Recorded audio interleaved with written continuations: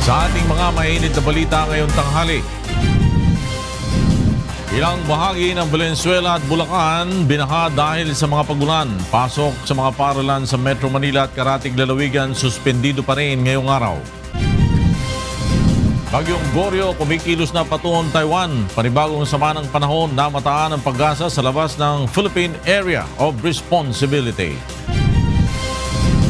Pangulo Duterte, binisita ang pamilya ng 6 na pulis na nasuwi sa ambush sa Samar. Communist Group founder Jose Maria Sison, hinamong umuwi sa Pilipinas at harapin ang Pangulo. Transportation Department, inilipat na sa Clark, Pampanga, sa kabila ng apela ng mga empleyado na ipagpaliban muna sana ito. Oras ng biyahe ng Uber at Grab, planong limitahan ng LTFRB. At Philippine Sports Commission of PSC, inihayag ang mga dahilan kung bakit kinansela nito ang pag-host ng Pilipinas sa 2019 Southeast Asian Games. Magandang tanghali. Nagkaroon ng mga landslide sa barangay Silangan sa Quezon City. Bunsod ng mga pagulan dulot ng Bagyong Goryo. Makakausap natin sa telepono si Grace Casin para sa balitang yan. Grace?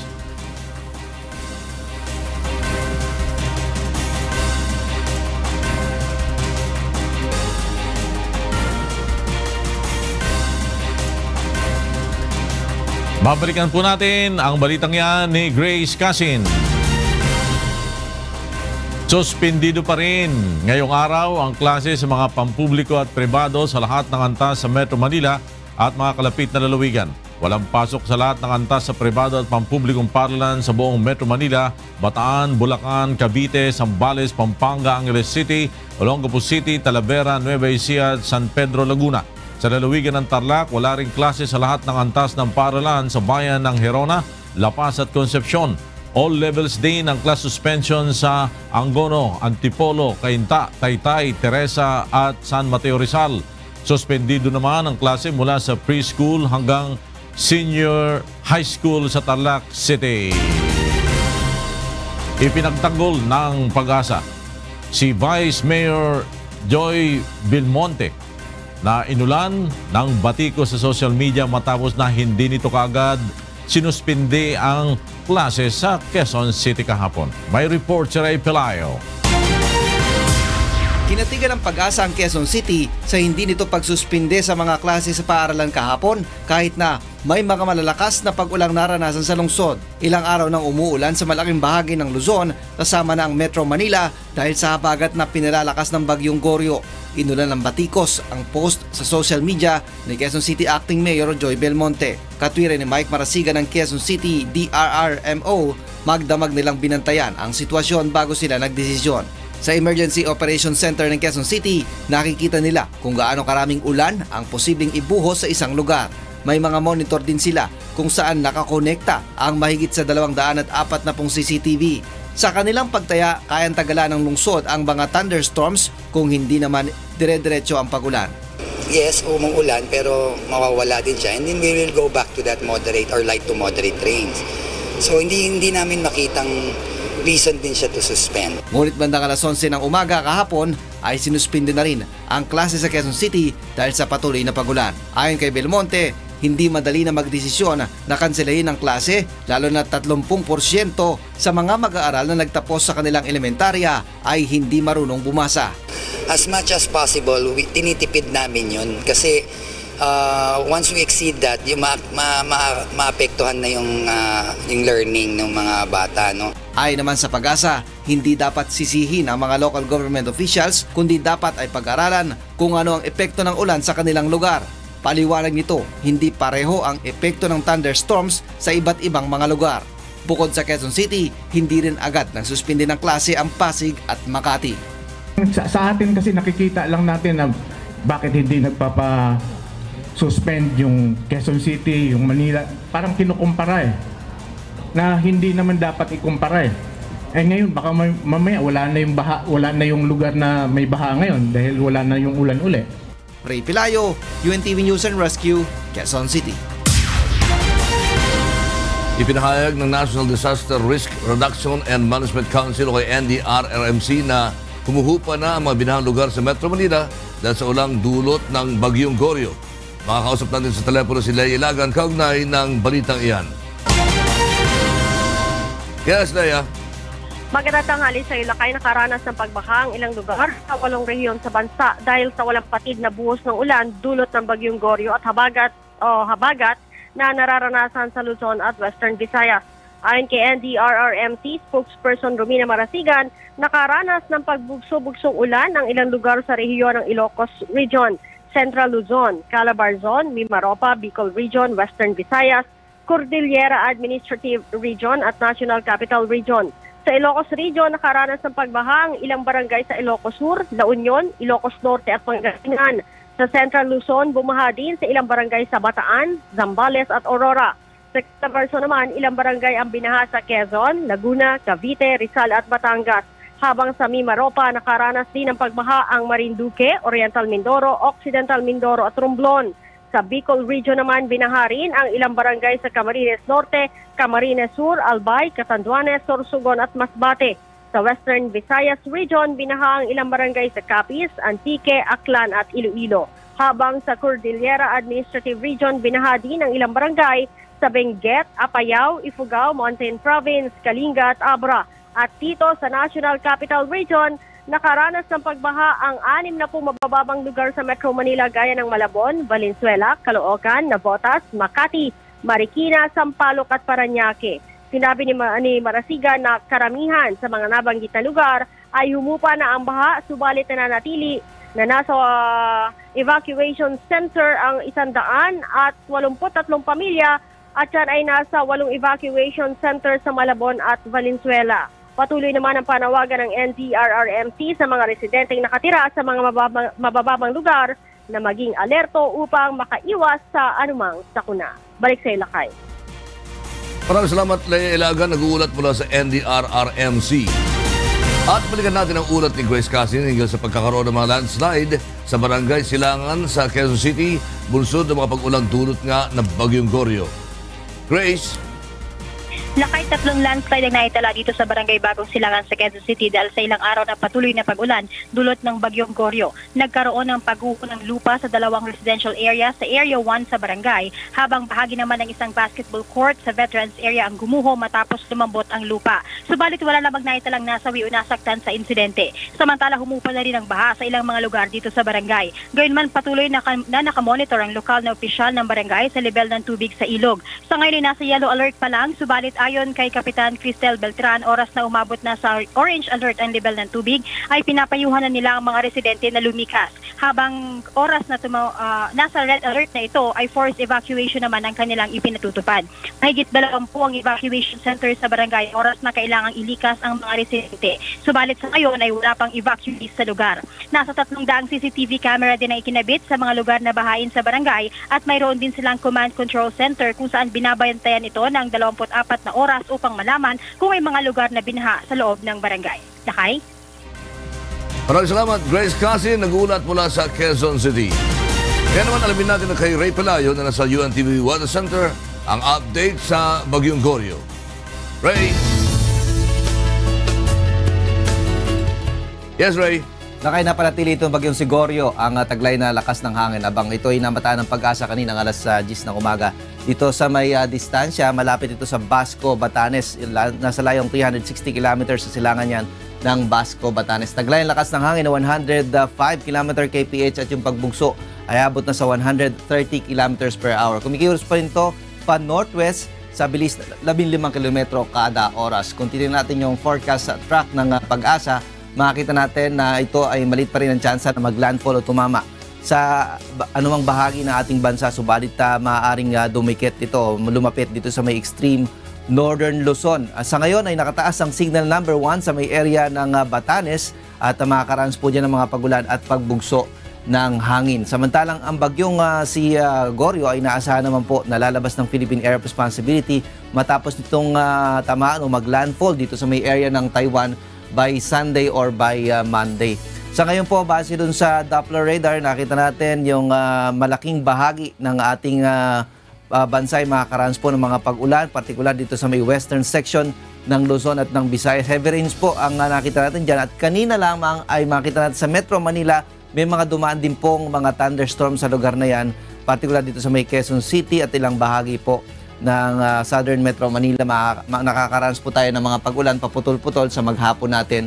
At sa malaking bahagi ng ating ng Luzon ay nakakaranas po tayo ng ganyang mga pag-ulan. So far, ayon sa Pag-asa, ang bagyong Sigorio nga ay patuloy na lalakas sa mga susunod na oras. Lakay. Maraming salamat. Thank you, Ray Palayo mula sa UNTV Weather Center. Hindi na problema ng mga naninirahan sa may Silos Circle sa Mandaluyong City ang pagbaha. Mula sa Mandaluyong City, may report si Joan Nano live. Yes, Joan.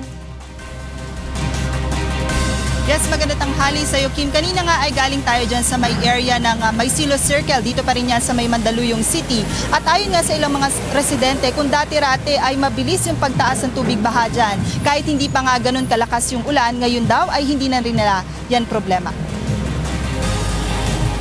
Ayon sa ilang mga opisyal ng local government ng Mandaluyong na nakausap natin kanina, Oktubre pa noong nakaraang taon nang maiayos ng Department of Public Works and Highways ang drainage project dito sa may Silos Circle.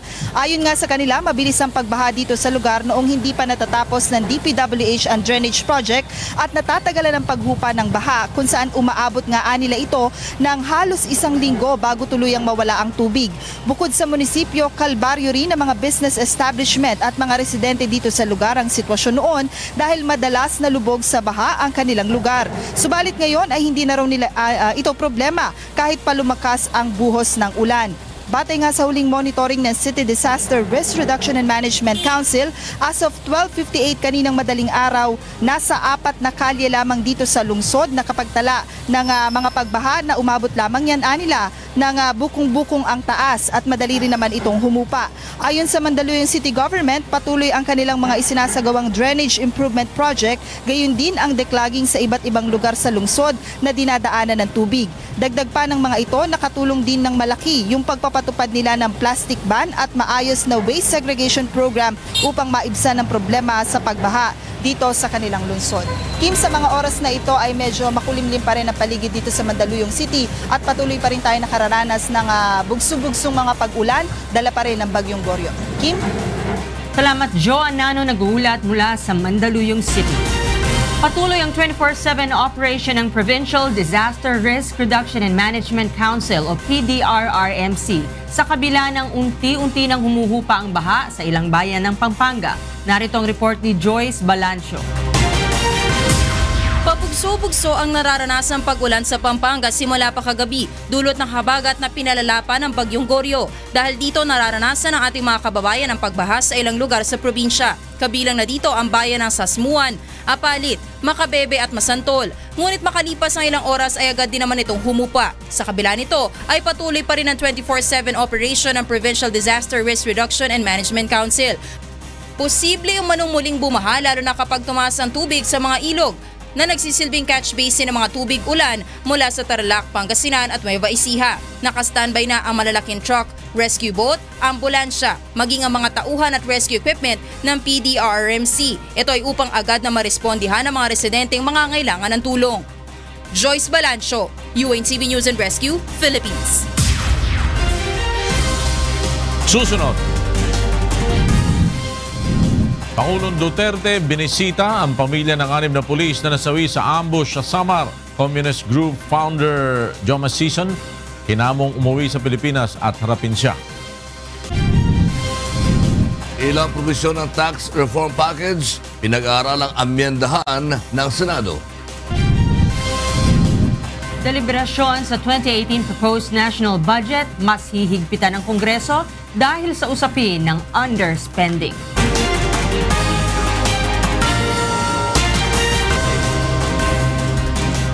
Malapit nang umabot sa first alarm ang level ng tubig sa Marikina Riverbank kaya nakabantay na ang Marikina Rescue. Nasa Marikina, ang aming correspondent na si Rajel Adora para sa update. Rajel.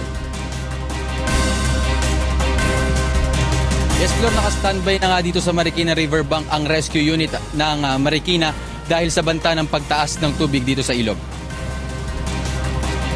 Malapit na umabot sa first alarm level na 15 meters ang level ng tubig sa Marikina River kung saan tutunog ang sirena sa lugar na hudyat na pinaghahanda na sa paglikas sa mga residente na nakatira sa tabi ng ilog. Kaninang alas 6 ng umaga umabot na ng 14.9 meters ang tubig sa Marikina River. Ngunit ayon sa Rescue 161, bumaba na ang nivel ng tubig sa 14.8 meters kaninang alas 10 dahil hindi na maumuulan. Pinagbabawalan ng mga residente sa lugar na lumapit sa tabi ng ilog dahil malalim ang tubig at upang maiwasan ang aksidente. Flor, ngayon nga, kung nakikita nyo sa aking likuran, ay isang guhit na lang ay aakit na ulit sa first alarm itong Marikina River Bank dahil nga kanina pabugso-bugso itong ulan. At ngayon nga, sabi ng rescue ay under control pa naman daw at naka-standby ang lahat ng unit ng rescue nila. Yan muna ang live update dito sa Marikina City. Radyaladora, UNTV News and Rescue, Philippines. Maraming salamat sa iyo, Radyaladora. Nagulat mula sa Marikina City.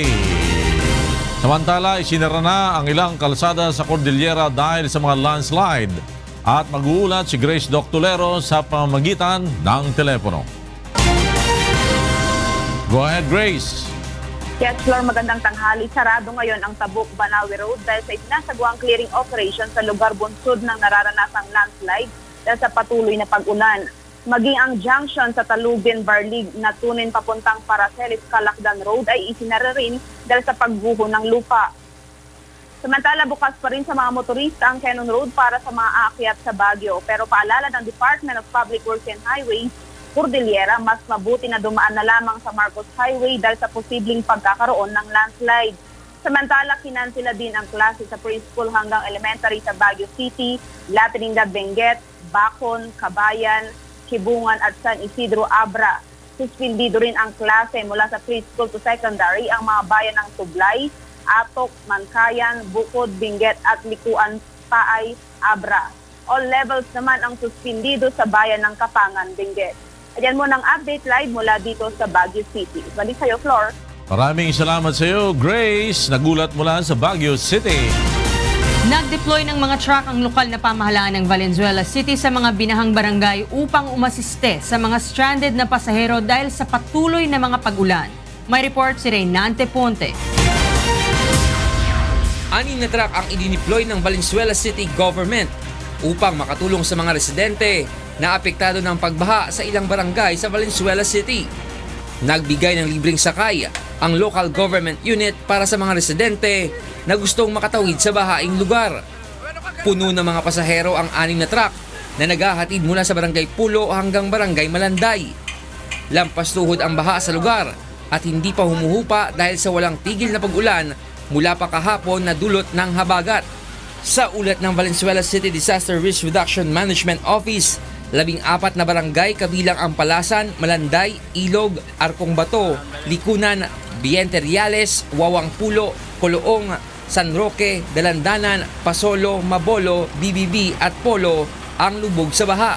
Kaso hindi ho lahat kayang yung volume ng tubig malaki eh. Yung bomb pumping station ho natin, bale hindi siya kinakaya. Mas okay para makapasok sa trabaho. Malaking tulong din. Ayon pa sa operator ng truck, nagsimula sila ng alas 5 kaninang madaling araw at hanggang hindi pa humuhupa ang baha ay tuloy-tuloy silang magpapasakay ng libre. Tulong na rin ito sa mga residente upang wag nang lumusong sa baha at makaiwas sa sakit. Reynante Ponte, UNTV News and Rescue, Valenzuela City. Samantala, balikan naman natin si Nestor Torres mula sa Bulacan. Nestor. Yes, Kim, magandang tanghali. Problema ang idinudulot sa lugar ng Bulacan dahil sa bunsod ng naranasang patuloy na pag-ulan na sinabayan pa ng high tide at patuloy na pagpapakawalan ng tubig mula sa Bustos Dam. Sa bayan ng Giginto, sa barangay Ilang-Ilang, Giginto, Bulacan, pahirap pang makausad ang mga pampasaherong jeep at mga light vehicles sa lagpas tuhod na tubig. Sa bayan ng Balagtas hanggang hita ang tubig baha sa kalsada sa barangay Panginay. Sa bayan ng Mikawayan, sa barangay Calvario hanggang hita na ang baha. Sa bayan ng Marilao, mistulang naging dagat ang MacArthur Highway. Sa barangay Ibayo, abot hanggang hita ang baha. Tumirik na rin ang karamihang mga motorsiklo. Sa bayan naman ng Kalumpit, sa barangay Sapang Bayan hanggang tuhod ang baha. Sa bayan naman ng Agunoy, baha ang palengke at ang mga lugar malapit sa coastal area dahil sa high tide at pagpapakawala ng Bustos Dam. Samantala, as of 9 a.m. sa tala ng PDRMC, 3 barangay na sa May Kawayan, Bulacan ang nagtungo na sa evacuation center dahil sa pagtaas ng tubig baha.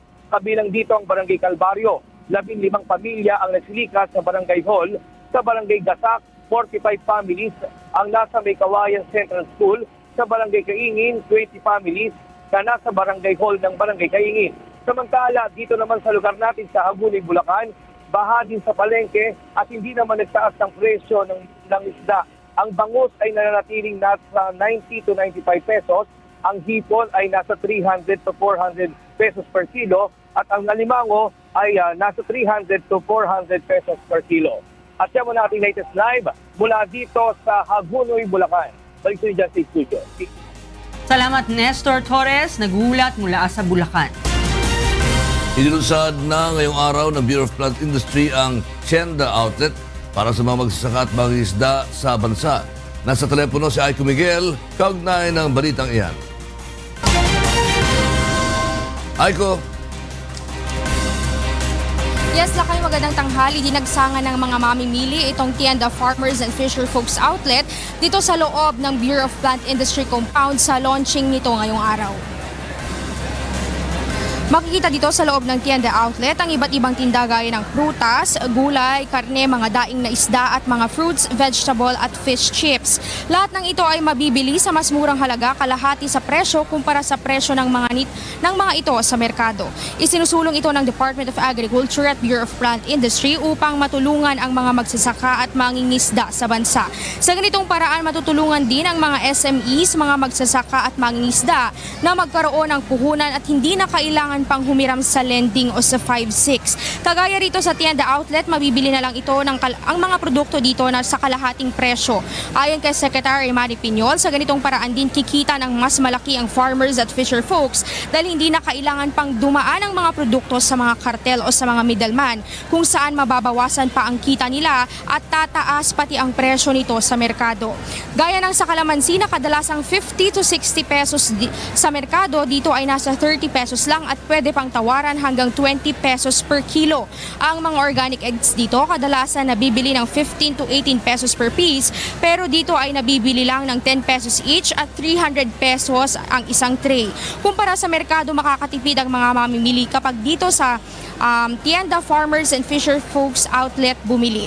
Nasa 96 exhibitors ang mga nandito ngayon sa Tienda Farmers and Fisher Folks Outlet mula sa iba't ibang rehiyon gaya ng sa Region 1, mula sa Ilocos, La Union at Pangasinan, mula sa Region 4A at sa ARMM Region. Lakay pilot area lamang ang nandito ngayon sa loob ng compound ng Bureau of Plant Industry. Magbubukas ito hanggang sa Linggo, July 30. Susubukan din na magbukas ng mga outlet o ang Tienda Outlet sa mga malalaking palengke sa bansa gaya ng sa Blumentritt, sa Divisoria, sa Quinta Market at sa Arangke Market. Yan muna ang latest live. Balik sa iyo, Lakay.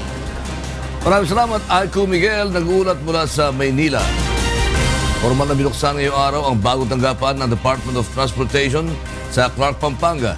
At makausap natin sa telepono si Joshua Antonio, kaugnay ng balitang yan. Yes, Joshua. Yes, Lakay, simula ngayong araw ay nilipat na rito sa Clark, Pampanga ang opisina ng Department of Transportation. Ayon kay DOTR Secretary Arthur Tugade, layunin nilang mapaluwag ang trapiko sa Metro Manila. Ayon kay Secretary Tugade, hindi lamang ang mga service vehicle, pribadong sasakyan ng kanilang mga empleyado ang mababawas sa kalsada sa Metro Manila, maging ang mga taong pumupunta at may transaksyon sa kanilang opisina. Unti-unti umano ang gagawing paglilipat upang matiyak ang system at efficient transition nito. Unang ililipat ang mga tanggapan ng Secretary, Undersecretaries at Communications. Nasa mahigit 700 ang empleyado ng DOTR. Ngunit sa unang phase ng kanilang paglilipat ay nasa 120 employees muna ang lilipat at magtatrabaho rito.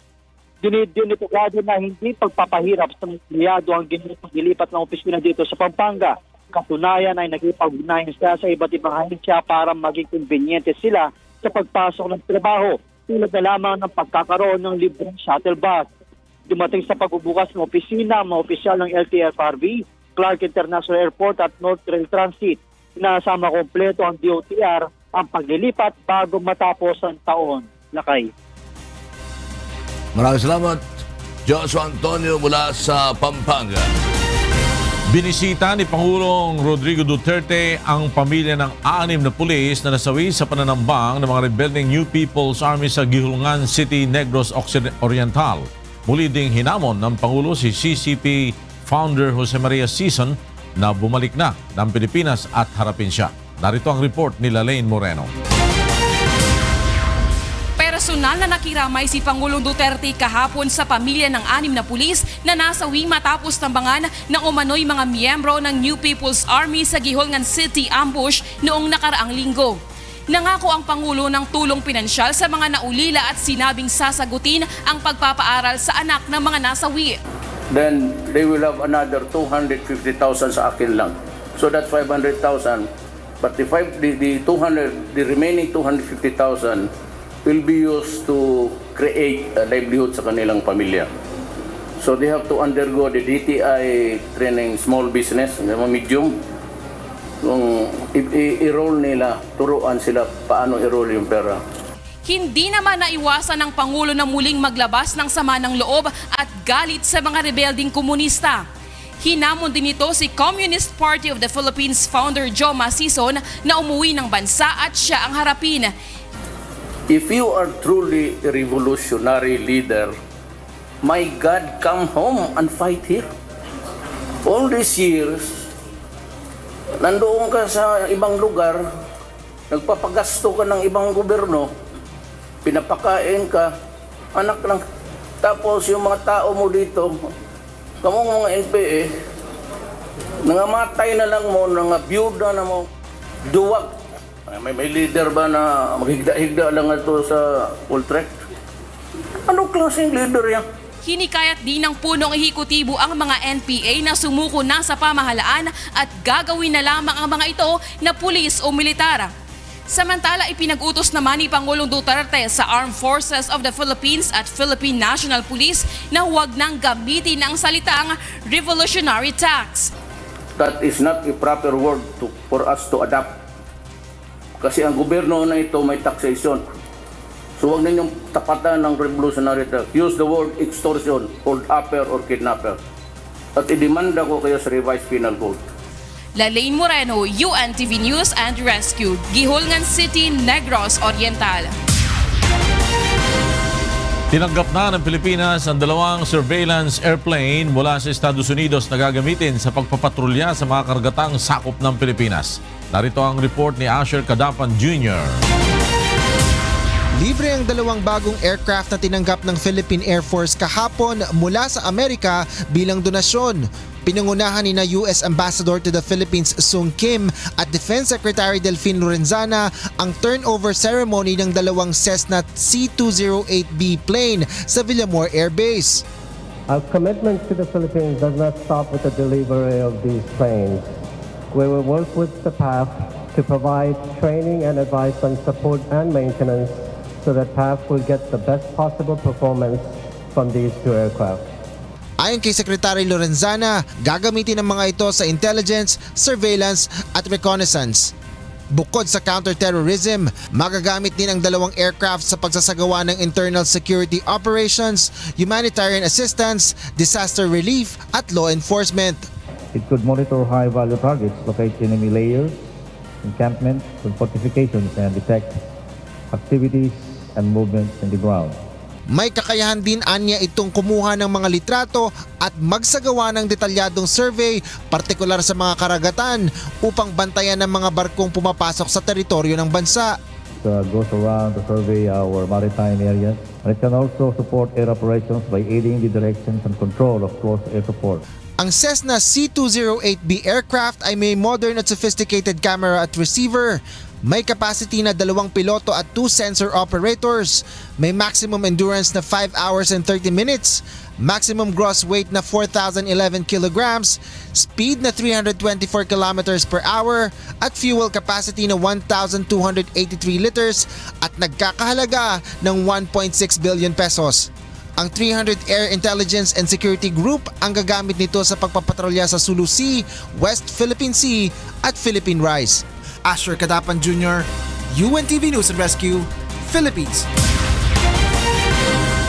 Pinag-aaralan na ng Senado ang gagawing pag-amyenda sa ilang probisyon sa panukalang tax reform package ng Duterte administration. Narito ang report ni Nel Maribuho. Posibleng sumentro sa probisyon ng pagtataas ng buwis sa mga produktong petrolyo ang magiging debate sa Committee of the Whole na ipatatawag ng liderato ng Senado. Ayon sa ilang mga senador, isa ito sa mga pangunahing ipinag-aalala ng karamihan sa kanila. Kaya nag-iisip na rin ang ilang mambabatas ng ilang amyenda sa posibleng maging implementasyon nito. May concern kami na baka yung tama dun sa mga lower income sectors, baka hindi nila kayang i-absorb. Kasi kung tayo-tayo lang, kaya natin i-absorb yung 10 piso kada araw na pagtaas na presyo. Pagka-common agreement namin na kung magiging mataas yung magiging inflationary effect, maghanap tayo ng ibang formula. No? For example, baka pwedeng, kasi 3-1, 3 years yung execution. Baka pwedeng mas mahaba pa o pwedeng mas maliit muna in the first year. Batay sa panukala, dagdag na mula 2 hanggang 3 piso ang ipapatong sa kasalukuyang buwis ng mga produktong petrolyo. Kabuuang 6 na piso kada litro naman ang madadagdag sa diesel pagdating ng taong 2020. Hindi biglaan ang pagpataw ng buwis dahil magsisimula muna ito sa 3 piso sa kalagitnaan ng 2017. Kung ito ay mangyayari, batay sa pag-aaral ng Finance Department, maaaring gumalaw lang ng hanggang 40 centavos ang dagdag pasahe sa mga sasakyang gumagamit ng diesel para sa 3 pisong dagdag buwis. Naninindigan naman ang komite ni Representative Dakila Cua sa kanilang ipinasang bersyon ng tax reform package, kung saan ang mga kartel umano ang nagpapataas ng malaki sa presyo ng mga pangunahing bilihin. Hindi po one-to-one ang relation ng pag-angat ng presyo ng krudo sa pag-angat ng presyo ng bilihin. Ang isa pang mas nakakapangambang rason ng pag-i-increase ay ang mga cartel ng mga industriya. Target na maipasa sa komite ng Senado ang panukalang tax reform package sa Setyembre. Nel Maribuho, UNTV News and Rescue, Senate of the Philippines. Dapat na siguruhin ni Pangulong Rodrigo Duterte ang integridad ng mga infrastrukturang kanilang ipatatayo. May report si Joyce Balancio. Hindi sumasang-ayon si Albay 1st District Representative Edsel Lagman sa pahayag ni Pangulong Rodrigo Duterte tungkol sa estado ng bansa. Sa programang Get It Straight with Daniel Rason, sinabi ni Congressman Lagman na hindi solusyon sa nararanasang problema ng bansa ang pagpapatupad ng kamay na bakal. I will quote him. Ang sabi niya, we are in for trouble because we live in troubled and uncertain times. Iyan ang state of the nation niya eh.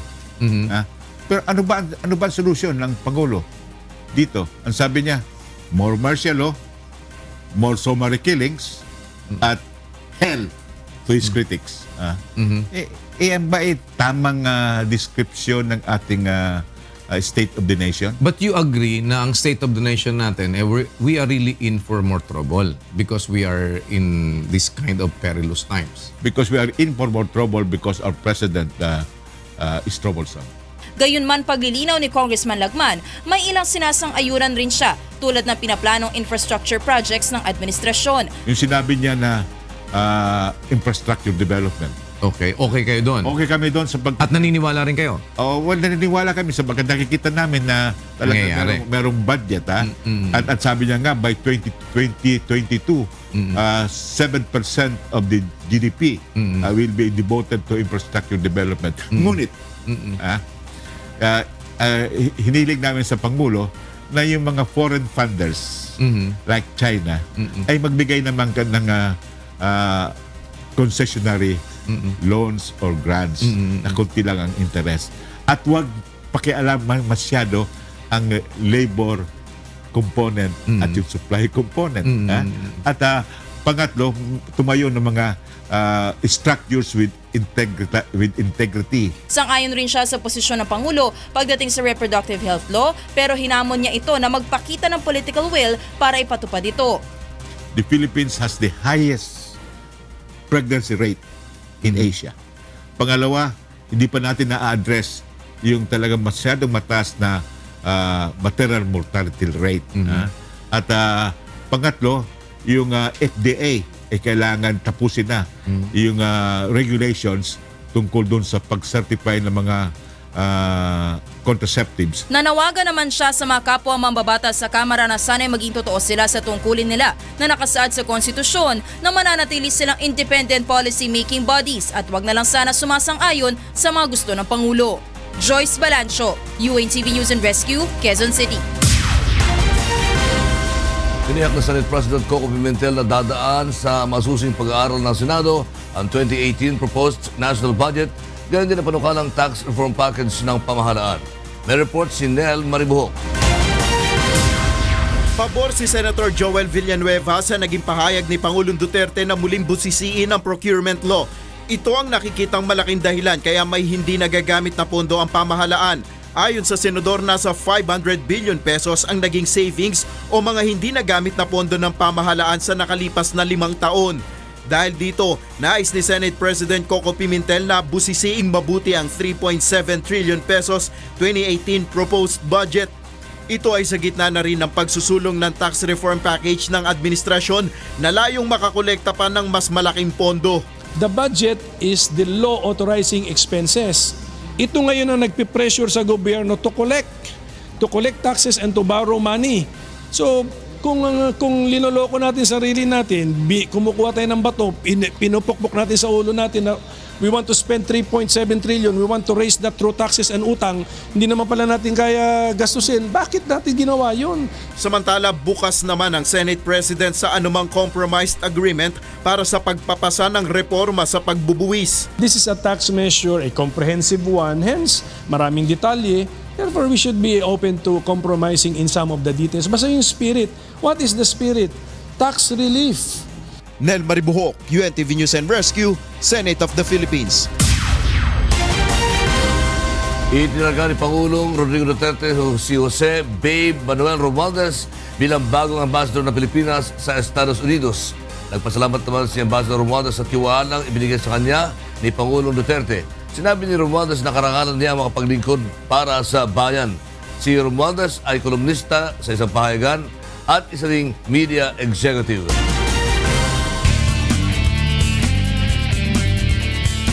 Pinagbabaril na hindi pa nakikilala mga suspect ang isang ginang sa harap mismo ng anak nito sa Cotabato Street, corner Sinagtala sa Quezon City kagabi. Kinilala ang biktima na si Berlina Bactol, 58 years old. Ang anak ng biktima pupunta ng terminal ng kanyang ina, sakay ng tricycle ng harangin na itim na kotse at saka pinagbabaril ng mga suspect na nakatakip ang mga mukha. At samantala namin natin ang mga balita mula sa iba't ibang panig ng Pilipinas, ihatid ng ating kasambahay na si Dante Amento. Buenas tardes, Dante. Buenas tardes, Lakay, y buenos días con vosotros, mga kasangbahay. Tekel mga notisya na diferente parte del país. Ya aresta el mga policía con el ex-alcalde del Medellín, Cebu, que actualmente concejal ya en el lugar, después ya puede sacar con él no hay licencia mga armas de fuego y mga parafernalia de droga adentro na su casa. Tekel report de Gladys Tuabi.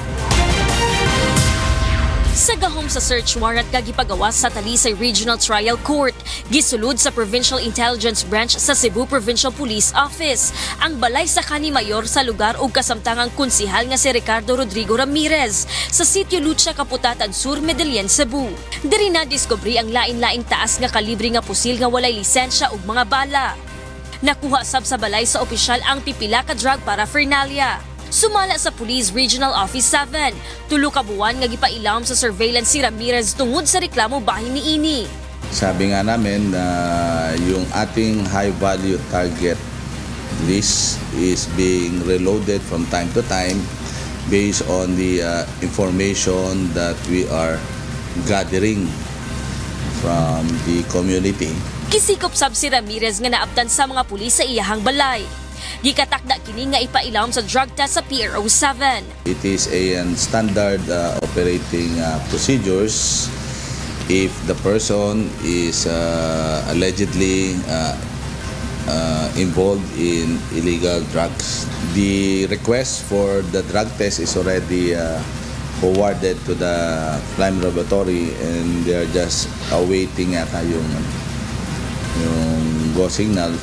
Gladys Tuwabi, UNTV Balita ug Rescue Cebu.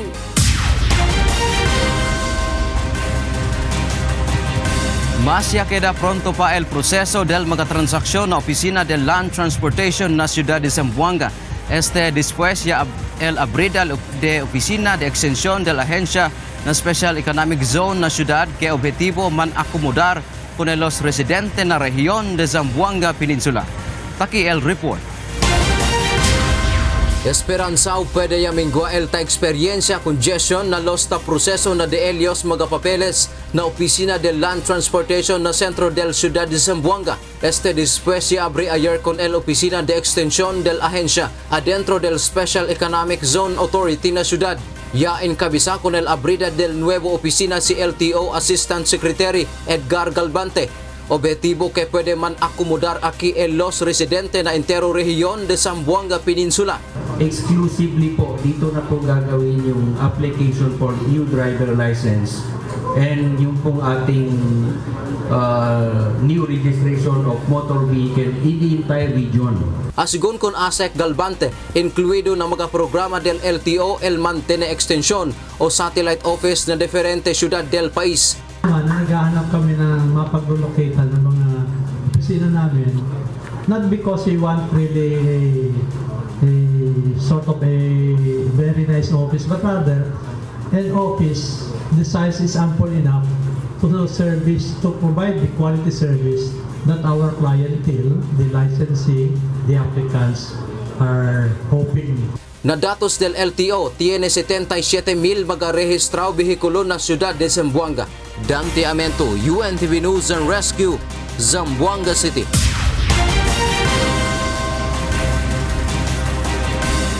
Mientras tanto, na otra noticia, kumpiyansa el gobierno local del Ciudad de Davao que mucho pa también el magaturista hace visita na ciudad para nakadayawan festival. A pesar del existe declaración de ley marcial na ciudad. Pakil report de Dayan Ventura. Hingpit na ang pangpangandam sa lokal nga panggamhanan sa Davao City alang sa umaabot na selebrasyon sa Kadayawan Festival. Gigahinan og 1,300,000 nga budget ang ads and promotion sa City Council alang sa nationwide campaign. Kauban niini ang pagbutang og billboard sa EDSA, Zamboanga ug Iloilo. Dako usab ang pagsalig sa Davao City Local Government Unit nga ubay-ubay nga mga turista ang modayo sa syudad aron mosaksi sa selebrasyon bisan aduna pay gapadayon nga martial law sa Mindanao. Daman na dumadating na yung mga bisita natin. Ang unang-unang even with extension and of course ngayon nakita naman talaga na napaka-safe dito sa Davao. Unti-unti na silang nagbabalikan. Sa miaging tuig, miabot sa 168,000 ang natala ang gidaghanon sa mga bisita sa lungsod para sa Kadayawan Festival. Giawhagsad sa presidente sa Davao Tourism Association ang mga Davaoenyo na gamiton ang social media aron mapakita ang kalinaw ug kahusay sa syudad. Dayan Ventura, UNTV News and Rescue, Davao City.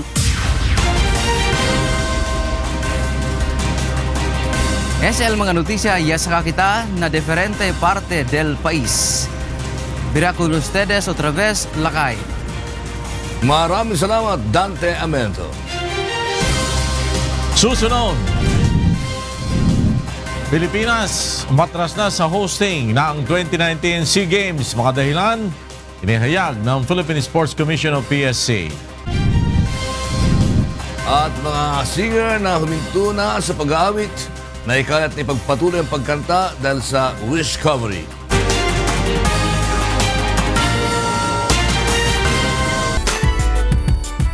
Naakit ang ilang mga awit na tumigil na sa pag-awit na ipagpatuloy pa ang kanilang pagkanta dahil sa Wishcovery Singing Contest. Narito ang report ni Leslie Longbowen.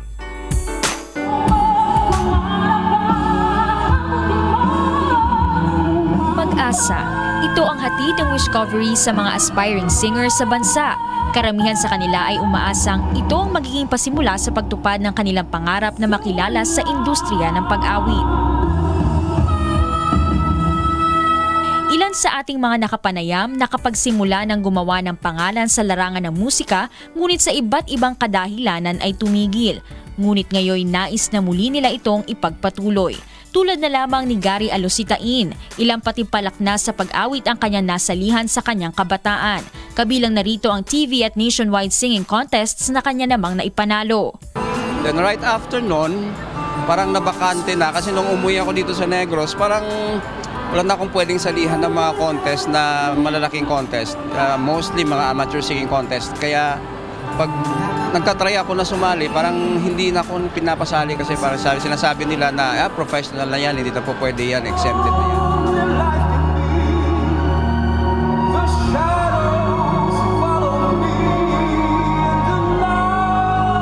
Isang taon na lamang ay 50 taong gulang na si Gary at mahigit 20 taon na nang huli siyang sumali sa singing contest. Dahil passion ko nga yung pagkanta, sabi ko parang gusto ko parang i-prove na kahit na may edad na ako, kaya ko pa rin kumanta.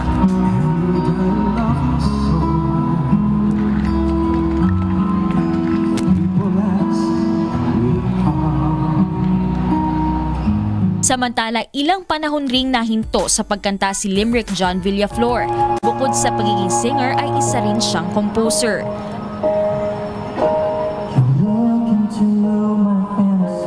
Ang kanyang nalikhang awit sa Hiligay noon ay pinatutugtog sa local FM station sa Bacolod. Nung nag-college ako hanggang nagkatrabaho na naputol po yung career ko. I mean, nag-stop po ako singing or rarely na lang po ako nagsising. And for 5 years, exactly for 5 years after working, nakapag-decide po ako ngayon na ipupush ko po yung pagkanta.